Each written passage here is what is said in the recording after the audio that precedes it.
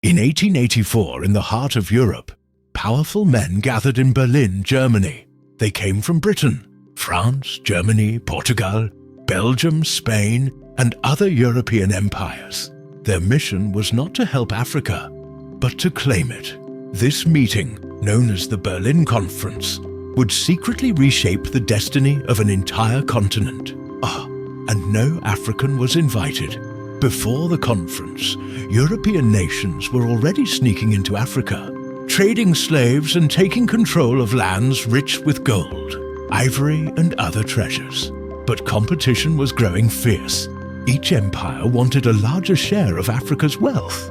To avoid fighting among themselves, they decided to meet in Berlin and divide Africa like slices of cake on a plate.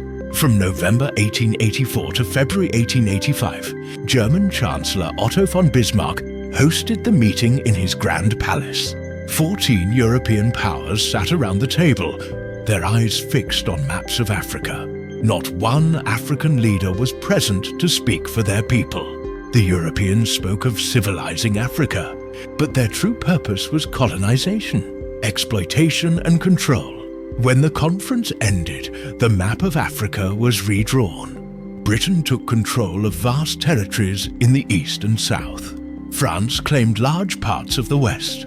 Belgium seized the Congo, turning it into a land of horror and forced labor. Germany, Portugal, and others took what was left.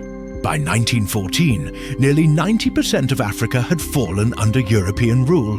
The consequences were devastating. Borders were drawn with no regard for the people who lived there. Families and tribes that once lived together were divided by foreign lines. Traditional rulers were overthrown, cultures were suppressed, and millions were forced into hard labor or killed for resisting foreign control. The scars of those decisions made in Berlin still remain visible in Africa, today in its borders, its languages, and its struggles.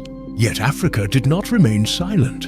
From Ghana to Kenya, from Nigeria to South Africa, generations rose up to fight for their freedom. One by one, African nations reclaimed their independence, proving that the continent could not be defined by the greed of foreign powers.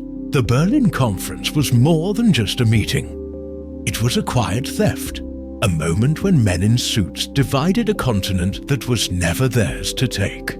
But today, Africa stands tall, telling her own story.